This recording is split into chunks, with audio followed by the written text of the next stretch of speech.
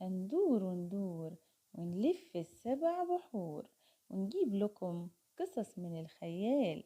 هندخل مع أصحابها ونعيش جواها. بس قبل ما نبدأ ونقول يلا بينا نصلي على الرسول. كان يا مكان يا سادة يا كرام، ما يحلى الكلام إلا بذكر النبي عليه الصلاة والسلام. كان هناك فلاح عجوز بيعيش في قرية مع أولاده، وكان الفلاح فخور بأولاده،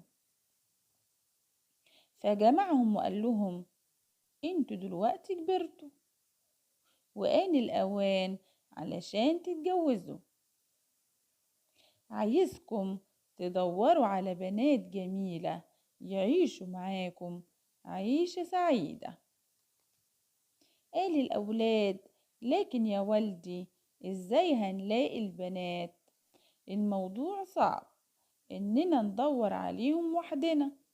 وقال الولد الأصغر إحنا هنطيعك يا والدي، لكن ادينا نصيحة. قال الأب عندنا تقاليد في البحث عن العرايس وعليكم إنكم تتبعوها. خدوا فاس واقطعوا شجرة من المزرعة، والاتجاه اللي هتقع فيه الشجرة تمشوا فيه وتدوروا على عرايسكم. لكن قبل خلع الشجرة عليكم بزرع واحدة. اوعدوني انكم تهتموا بالشجرة اللي هتزرعوها. رد واحد منهم وقال ليه يا والدي نزرع شجرة قبل ما نقطع واحدة؟ قال الأب لأن الأشجار مهمة جدا، مش لازم نقطعها لكن لازم نزرع الكتير منها. نفذ الأولاد كلام والدهم وزرع كل واحد منهم شجرة، وبعدين قطع شجرة. الابن الأكبر وقعت شجرته مشيرة للشمال، فمشي ناحية الشمال وقال أنا فعلا معجب ببنت في الشمال، هروح عندها واطلب منها الزواج.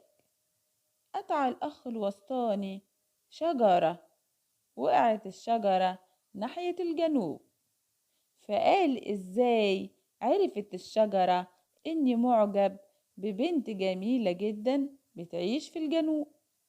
وقعت شجرة الابن الأصغر ناحية الغابة، فسخر منه أخواته وقالوا إيه ده، أنت هتمشي في الاتجاه ده؟ قال الأوسط في سخرية يا ترى هتتجوز إيه من الغابة، دبة ولا غزالة؟ قال الولد الأصغر أنا همشي في ناحية سقوط الشجرة وأكيد هناك هلاقي عروستي. وبدأ الأولاد التلاتة رحلتهم. اتقدم الابن الأكبر والأوسط للبنات اللي كانوا بيحبوهم في الوقت اللي كان فيه أخوهم الأصغر ماشي في الغابة، لحد ما شاف بيت صغير من الخشب، فدخلوا.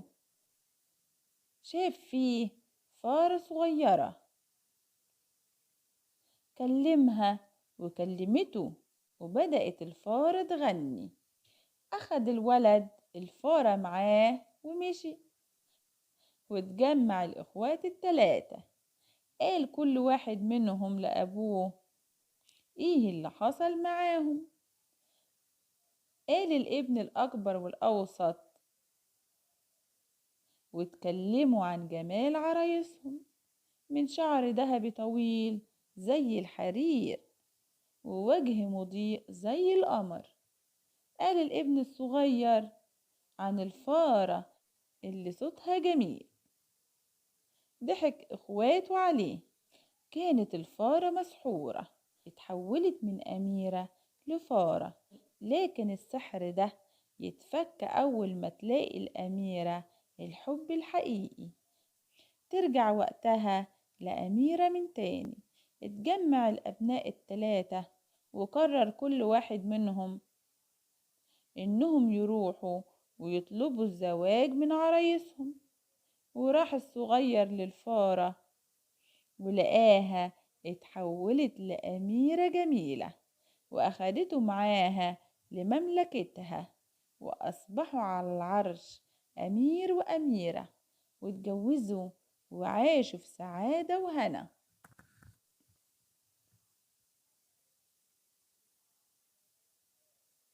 وبكده قصتنا تكون خلصت. هتوحشوني جدا من النهاردة لحد القصة الجاية. بحبكم جدا في الله. مع السلامة في يوم جديد وقصة جديدة إن شاء الله.